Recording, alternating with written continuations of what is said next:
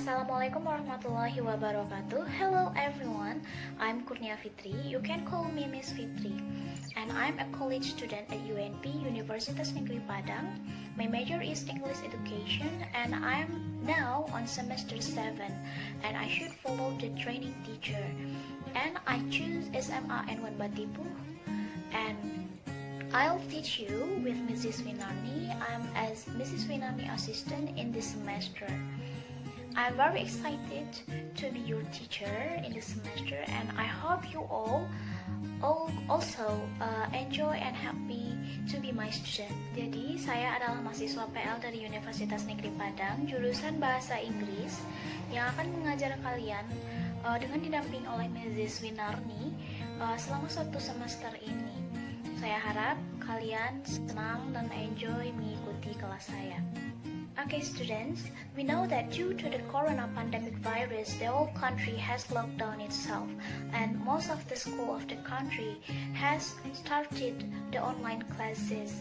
And here, I started giving the online class to continue our study because Mrs. Winarni has told me that you have already done the first topic about the suggestion expression.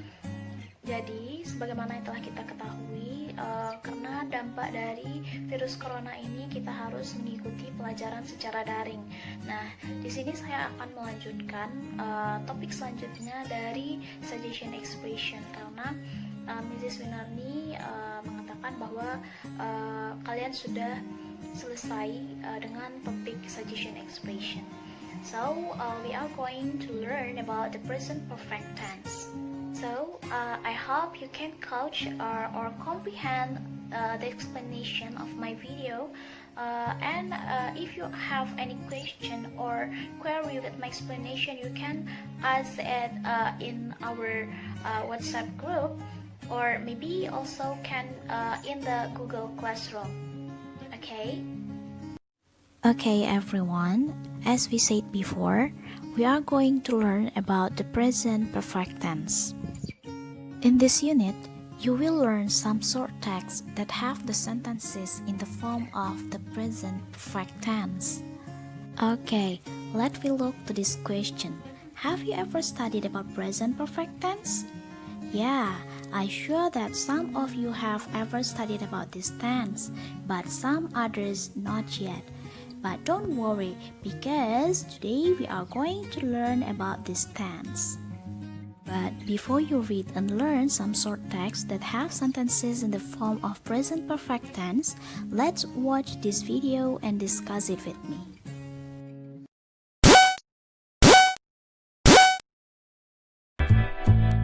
It's 5 p.m. Everybody is in the living room. The bell is ringing. I wonder who it is. Mom, Dad, have you invited anyone over? It's a surprise. Their cousins have come over with their parents. Maria and Andrew are surprised to see them. I'm so glad you finally arrived. We've missed you. We've missed you too. I've brought you some delicious cookies. Please help yourselves. Thanks, Auntie. We haven't seen you in a while. What have you been up to? We've done a lot of fun things lately. We have gone sailing in a yacht, and we visited a museum. Have you ever been on a yacht? No, we haven't, but we have been on a ship once. And guess what? I have learned to swim this week.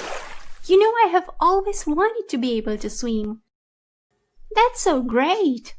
I'm really happy for you. Okay, now you will learn about the social function and the form of the present perfect tense.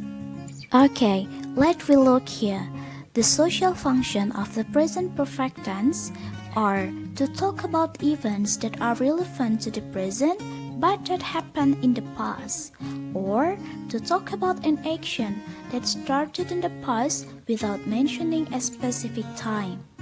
So, it means that social function atau fungsi dari present perfect tense ini adalah menjelaskan aktivitas yang sudah atau belum terjadi dengan waktu yang tidak spesifik atau tidak begitu jelas. Adapun keterangan waktu atau time cycle yang digunakan pada present perfect tense ini adalah seperti ever, never, already, yet, still, and just. Let we come to the present perfect tense form.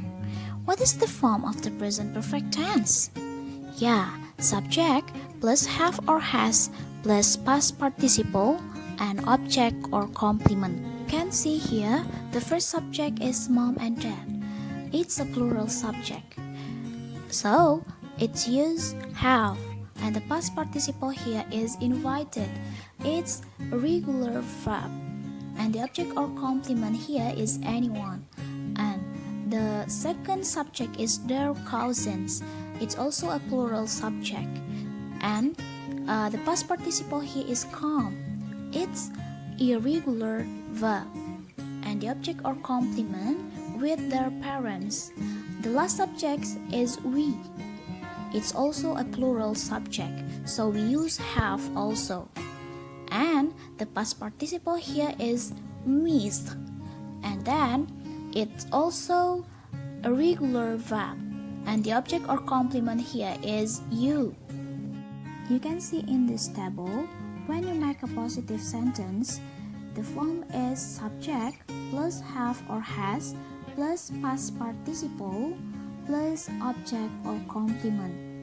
And the negative sentence, subject plus have or has not plus past participle plus object or complement.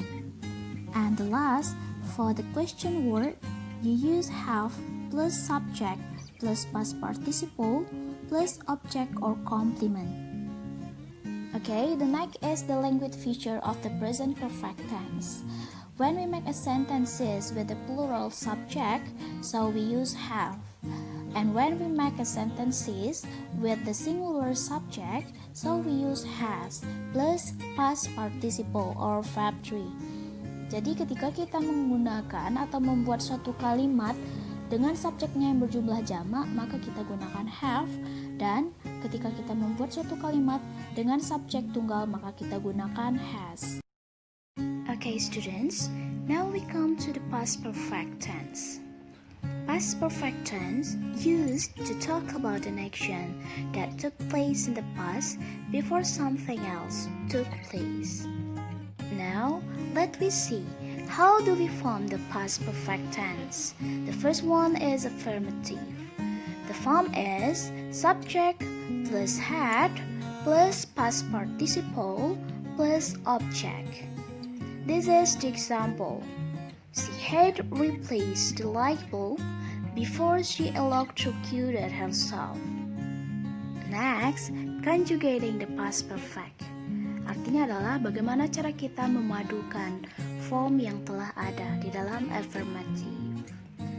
So, in the past perfect, apa saja subjek yang kalian gunakan, baik itu berupa subjek plural ataupun singular, jamak ataupun tunggal, kalian selalu menggunakan had.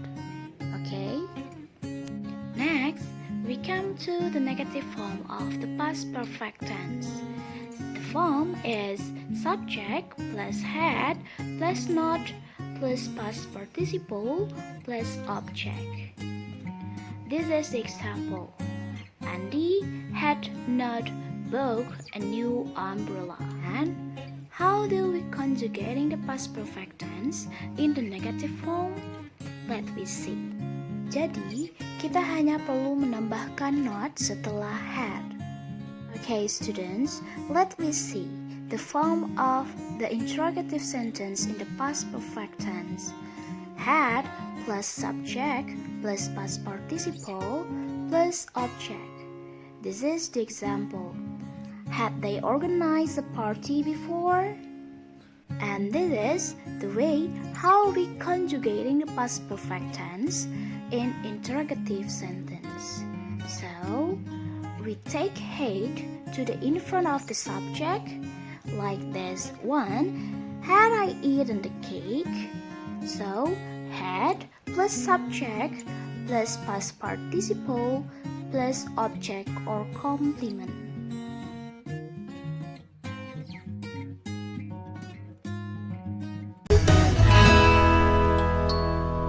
How was your date last night, Jake? It turned out okay, but I had some problems along the way. Why? What happened? It started when I was getting ready to meet Anne. After I had brushed my teeth, I used some mouthwash to make sure my breath would be extra fresh. At first, I was fine, though it was a strong taste. But the taste got more intense as I rinsed my teeth, and my mouth felt like it was on fire. Then I looked at the bottle I had used. I realized I had rinsed my mouth with aftershave instead of mouthwash. The mouthwash and aftershave bottles were right next to each other. I quickly rinsed my mouth and used the mouthwash from the right bottle this time. You must have been pretty distracted to make that kind of mistake. Did everything else go okay? Unfortunately, no. I went to get dressed and realized I had left my best shirt in the washer. I had meant to put it in the dryer before I started getting ready. I went to get it from the washer, but my mother had already put it in the dryer. I was relieved until I took it out. The shirt had shrunk. Okay, students, next we continue to our next tenses. It's about the future perfect. So, future perfect is used to talk about an action that will be complete at the time in the future that you are talking about. Now, let me come to the form of the future perfect tense. The first one is affirmative. The form of the future perfect affirmative is subject plus will plus have plus past participle plus object. This is the example. Anna will have extinguished the fire. Next, conjugating the future perfect tense affirmative. Whatever the subject you use, whether it is plural or singular, you will always use will have plus past participle.